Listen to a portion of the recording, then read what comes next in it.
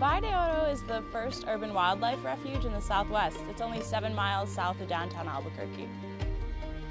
Where the refuge is located is a really important component of the refuge's success. It is in the Mountain View community, which is a community that's faced a lot of hard times in the recent past. It's an area where there's a lot of industrial facilities, multiple Superfund sites, and a lot of people who may not have experiences outdoors or even clean places to explore the outdoors. So putting a national wildlife refuge where the local community can learn about clean, healthy outdoor places and can have a great time doing it as a family is a really important part of what this urban national wildlife refuge will do.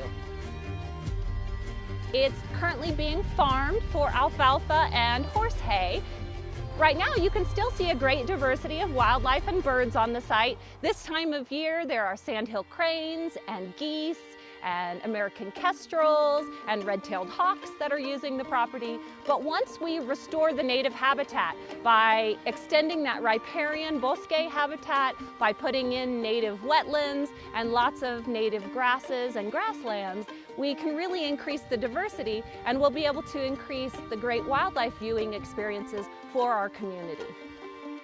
Valle de Oro can be the pilot refuge for environmental education, habitat restoration, and alternative transportation in the Southwest.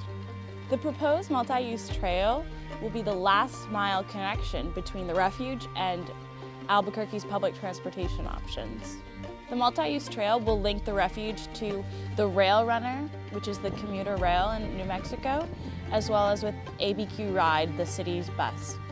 Alternative transportation is really important to our environmental education programs because school budgets are getting lower and lower, and it's so expensive for schools to rent buses to take their students on field trips. So the opportunity of being able to take public transportation to the refuge, or even having a trail where students can walk from, say, the Mountain View Elementary School or the closest bus stop, is going to be really important to getting more students out to the refuge without having to tax the school budgets. Right now, the only way to get to the refuge is really driving. It's not safe or comfortable to walk along 2nd Street. There aren't really any sidewalks. You have to use the hard shoulders. There's heavy truck traffic, and everybody on this corridor is speeding. The multi-use trail will provide a safer environment for pedestrians, cyclists, rollerbladers, skateboarders, and drivers. It's imperative that we have an alternative transportation system in place for when the refuge opens. And I hope within the next 5 years that we have restoration work underway, hopefully some of it done, that a lot of wildlife is using the property as well as a lot of local families. And as the years continue, we build more infrastructure, we get more people outdoors, and hopefully we build an entire generation of conservation professionals, or at least people who understand the importance of conservation and care about the outdoors, habitats, and wildlife throughout their daily lives.